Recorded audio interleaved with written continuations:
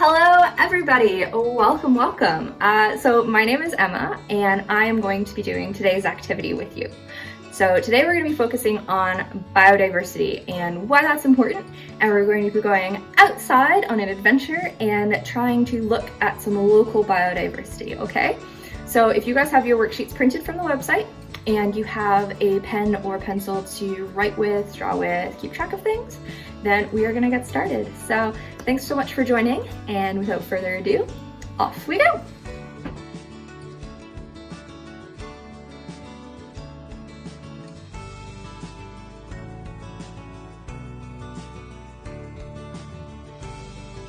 Alright, so I have made it out into my neighborhood, which for me is a beautiful spot in Guelph called Preservation Park, and this is where I'm going to be doing the activity today.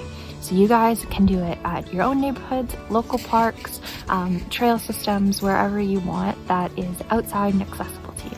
So talking about biodiversity, it's really just kind of a fancy way of saying the variability or the different number of species in an area.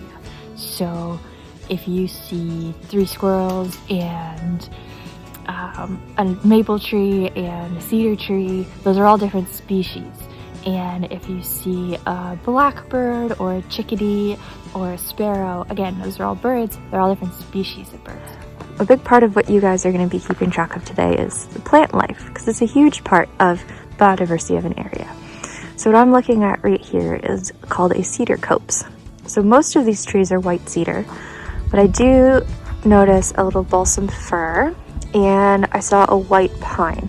So if you guys need help identifying tree species, there's a link on the website to the Ontario Tree Atlas, and it'll be super helpful for you. Something you can look at when you are trying to identify a tree is the bark. Right now it's end of winter, so we don't see a lot of leaves, but bark can be a huge indication of what kind of tree it is. Another thing to think about when you're doing your activity is that you're not always going to see every creature that is out there. Sometimes you have to sit quiet and listen.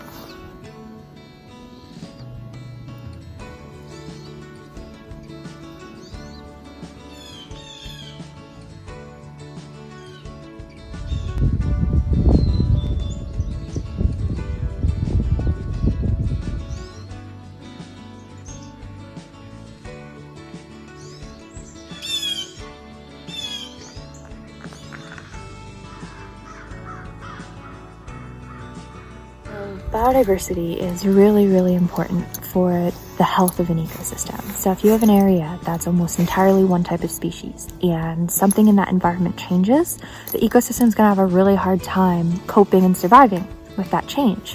Whereas if you have one that is made up with lots and lots of different types of species, lots of diversity, then those changes and fluctuations aren't going to have as big of an impact. And so it really helps the ecosystem to survive and thrive. Ecosystems like this, on top of just being a beautiful place to come and walk and observe nature, really provide services to the communities that they're a part of. So they do things like help clean the drinking water of an area, they absorb carbon emissions, and so they help to lower pollution of a region. They can help to prevent floods. They prevent soil erosion, so they're really an integral part of the communities that are around them.